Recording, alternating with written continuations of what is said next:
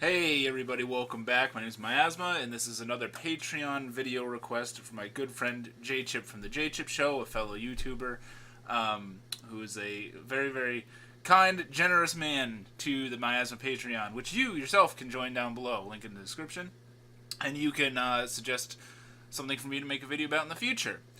Today, J Chip wanted me to talk about the anime Danganronpa, the animation. And I know he's a big fan of this series and the games and everything, the franchise, as it were.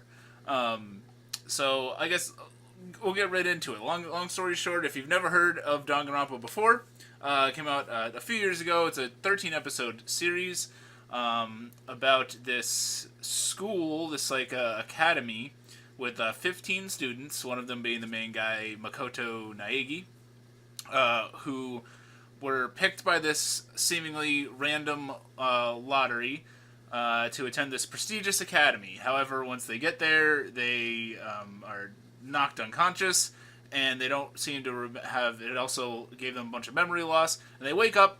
And it turns out that the headmaster, the principal of this school, is this really cool black and white bear guy named Monokuma, who seems like a psychopath. He tells them that they are now involved in this game, and they can't. The school's locked from the inside. They cannot get out.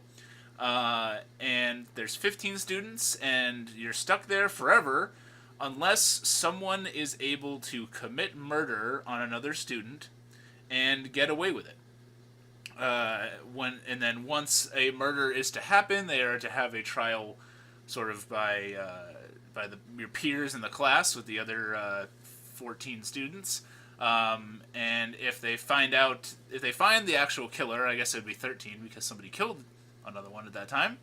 If you are guilty of the crime, then you are executed. But the only way to break free of this building is to commit the murder and get away with it. So he tries to give them this crazy incentive to essentially kill each other. It's very interesting concept. You know, there are not many shows like Danganronpa, I will say. And I had known just about the concept from a few years ago. A friend of mine was also a big fan of this, and then I met J Chip via the internet, and I know him and Art of Anime. Another good friend of mine is another big fan of this. So I guess the first thing is, Miasma, did you like Danganronpa? And the answer is sort of. So I really was clamoring for a sort of like mystery type show, solving sort of like crimes and stuff like that. And this fed into that hunger a little bit. Like I liked the investigation aspect of this. I like the trial aspect. I like trying to piece together who did it. Some of the murders are a little more obvious, I feel like, than the others. The show overall was just kind of rushed, in my opinion. Because there's okay, so you know from the get go, there's 15 students, right? It's only a 13 episode show. Right from the start, I'm like, okay, this is either going to slam on a gas pedal, or you're not going to get as many deaths as you might think. And it's kind of both. You don't get as many deaths as you would assume. And this show definitely doesn't really hit the brakes. It's go from the get go. But in concept, I really liked it. Did it make me want to play the video games? Personally, no. My biggest, you know what? We'll focus on the positive. We like to be positive on this channel. So what I liked about it, the concept. I liked a lot of the characters actually. Not really their design, but we'll get to that. Some of their designs. So I like Makoto, the main guy, or Naegi, whatever you want to call him. I liked him as the main character. He's not like stupid. He figures his way out of like some issues. He thinks his way through a lot of shit. And is genuinely a pretty like kind-hearted guy, like pretty like trustworthy guy. In the midst of all this chaos with all these like crazy people around him. All the students, by the way, have like this crazy, their own like archetypal personality. Like there's a hall monitor, strict type student dude. There's a fortune teller guy. There's like this Lalita chick. There's this like uptight Byakuya who's like this uptight nose in the air type dude. You got people with like interesting backstories and like biker background and stuff like that. And some of the characters actually have backstory with each other, which I found really interesting. So those concepts of the characters and the world, like the idea that they're trapped in here and they have to murder one another and try and get away with it, gold. Awesome idea. The guy that made this game initially, fucking awesome idea. I totally get why people are into it. I am not a fan of this aesthetic. Almost at all. I am someone who, personally, I like my anime to... This is going to sound weird because it's a drawing. I like my aesthetic to be more realistic and less cartoonish. Unless I'm watching like an American cartoon, then it's... I kind of put that in like a different standard. This is one reason why I typically don't like something like Panty and Stocking. And this is a far better show than Panty and Stocking. Let me say that loud and clear. But it just reminded me of that in the sense that like it's this weird aesthetic just for the sake of being weird and like being memorable. So like as you can see in this image here, the colors are all over the goddamn place. Like, there were times I thought like my stomach was gonna go in like knots because it just a lot of like fast paced animation, even like different like styles of animation, which I kind of appreciated. It reminded me of like Madoka. Like when you get to the trial scenes and the execution scenes, it'll go to this like cool sort of like 3D-esque, different style of animation than the rest of the show, which was okay. But I really didn't like the character designs. I understand sort of why they did it. You don't want like 15 just normal looking people out there. But I guess, I mean, maybe I'm just have a more mature attention span. I would have still paid attention to 15 semi-regular looking people. Instead we get like characters like Sakura in the show, and then like the really big fat guy, and you get characters like talking with their tongue flailing out of their head. It's just weird. It's a weird aesthetic. And I wasn't a huge fan. Monokuma I kind of like, but I like how he's a special thing. Monokuma. I'm fine with him, but like the rest of them didn't feel, besides like one or two of them, they didn't really feel like people. Like, they feel like anime characters. And that takes me out of it, especially when you're trying to push the point across that people are dying and it's like a dire situation. I don't care about them if they're, in my mind, just cartoon characters. Like, if they're just these zany, wacky, weird-looking things, like just a joke. Just literally just like, oh, it's just a giant buff girl.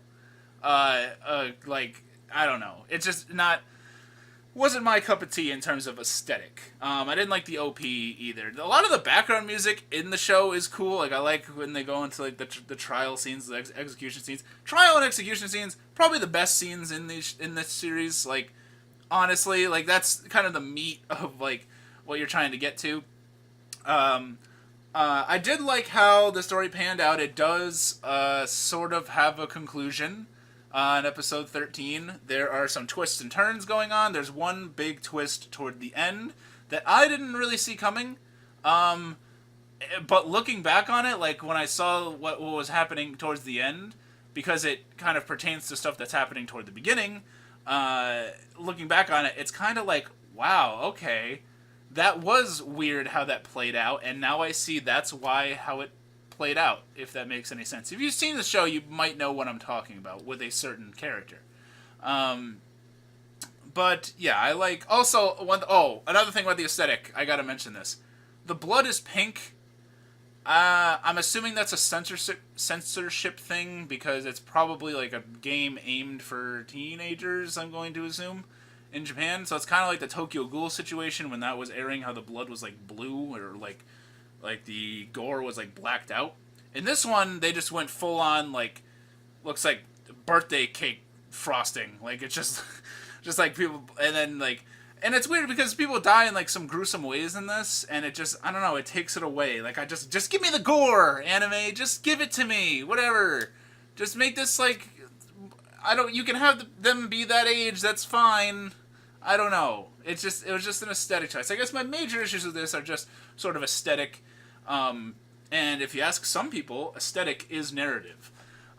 So, but it had a solid ending. It's a very, very interesting story.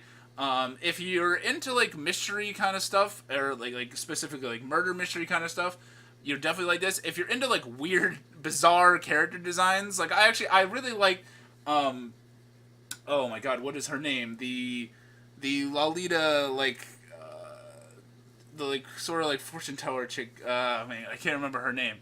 But the one in the red square right there in the middle. And scenes with her are really, really cool. I liked her a lot. There are likable people in this. It's again just like sort of aesthetic things. Man, that's killing me. I can't remember what that girl's name is now.